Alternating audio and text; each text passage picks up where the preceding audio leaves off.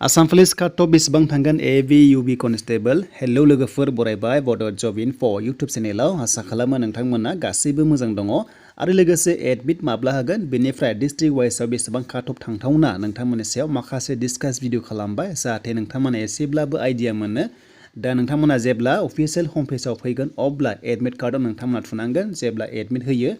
दा बेयावनो गासैबो एडमिट फैगोन नोंथांमोना जेब्ला काट अफ मोनगोन अब्ला बेयावनो नोंथांमोना एग्जामनि थाखाय एडमिट डाउनलड खालामना लानो हागोन दा बेनिफ्राय जोंहा डिस्ट्रिक्ट वाइसआ काट अफआ बेसेबां थांगोन आरो लोगोसे नोंथांमोना बेसेबां नाम्बार मोनदों थ' बेनिसो नोंथांमोना अपिनियन होनो हागोन आरो लोगोफोर नोंथांमोनाथ' मिथिखागौ जे देग्लाय एसे सिस्टेमा चेन्ज जाबाय बेनो जाबाय कम्बाइन एग्जाम नोंथांमोनखौ लानाय जासिगोन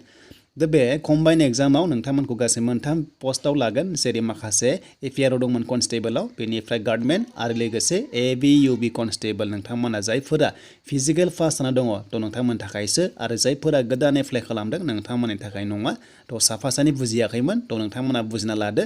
सिगाङाव रिलिज जादोंमोन AVUB बिथांमोननि थाखायसो एग्जाम जानो गोनां दङ फेब्रुवारियाव थ' फेब्रुवारियाव एग्जाम जागोन बेनिफ्राय एग्जामखौ ओरैबादि लागोन होनना बुंदों जे कम्बाइन एग्जाम लागोन आरो बेनि गेजेरावबो सेन्टारा गोबां खम दानिया गोबां खम नोंथांमोना जायखिजाया मोनसेल' सेन्टार सेलेक्ट खालामनो हागोन बेखायनो नोंथांमोना जेब्ला एग्जाम लिरगोन अब्ला बिनि सिगां नोंथांमोना मोजां सानै हयै एग्जाम सेन्टारखौ सेलेक्ट खालामनो जाबाय जेराव नोंनि खाथि जायो दा बे एग्जाम सेन्टारखौ बोरै सेलेक्ट खालामगोन जायफ्रा मेरिट लिस्टआव थांगोन अब्लासो नोंथांमोननि आइडिनि केन्सआव लगइन खालामनानै एग्जाम सेन्टार सेलेक्ट खालामनायनि अपसनखौ मोनगोन दायो रावबो मोनथ'वा जेब्लासिम काट अफ ओंखारा मेरिट लिस्ट ओंखारा अब्लासिम रावबो बे एग्जाम सेन्टारखौ सेलेक्ट खालामनो हाया बेखायनो जायफ्रा आइडि मोनो नोंथांमोना मेरिट लिस्टआव फैयो अब्लासो नोंथांमोना बेखौ सेलेक्ट खालामनो हागोन दायो रावबो हाया थ' बेखौ दोनथ'नानै कम्बाइन एग्जाम थ' नोंथांमोना OMR सिटआव एग्जाम होनांगौ अनलाइन एग्जाम जाया अफलाइनसो जागोन आरो नोंथांमोना जायखिजाया मोनसे सेन्टारखौ सानै हयै सेलेक्ट खालाम जेराव नोंनि कम्फर्टेबल जायो स' बे क्लियार जाबाय लोगोफोर आरो बिनिफ्राय रिलिया गोदान एप्लाइनि रिलिया फेब्रुवारि मार्चआवनो चान्स दङ बेखायनो नोंथांमोना हानायसेबां प्रेक्टिस खालामखादो मानोना सिमा बुंखादोंमोन जे मेनि सिगांनो गासैबो कन्डाक्ट जानांगौ रिलिया आरो लोगोसे नोंथांमोननिया एपइन्टमेन्ट फैनांगौ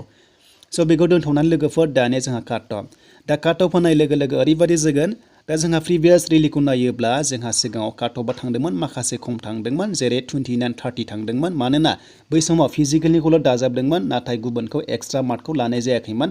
जुदि देग्लाय नोंथांमोननि एक्सट्रा मार्कखौ दाजाबखादोंब्ला अब्ला नोंथांमोननि काट अफआ हाई थांगोन जेरै 30+ थांनायनि चान्स दङ मानोना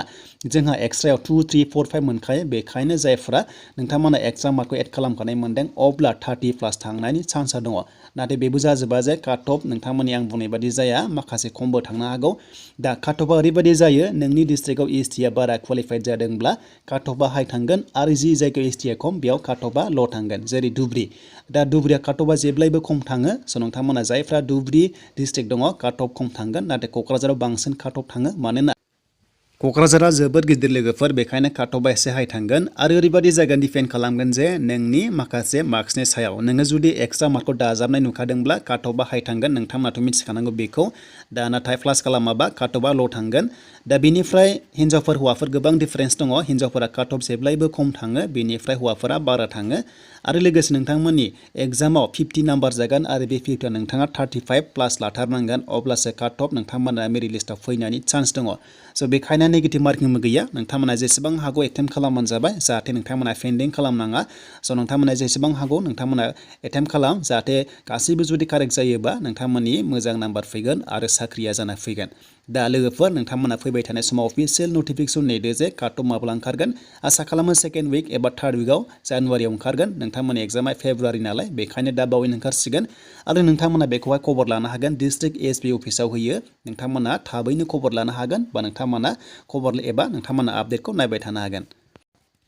आरो जेब्ला काट अफनि सायाव जेब्ला अफिसियेल नटिफिकेसन फैयो जोंबो थाबैनो नोंथांमोना आपडेटखौ होगोन बेनिफ्राय नोंथांमोना जेसे हागौ फरायखादो थ' आसा खालामो नोंथांमोना भिडिअ मोजां मोनदोंबा लाइक खालामदो आरो कमेन्ट्सबो खालामदो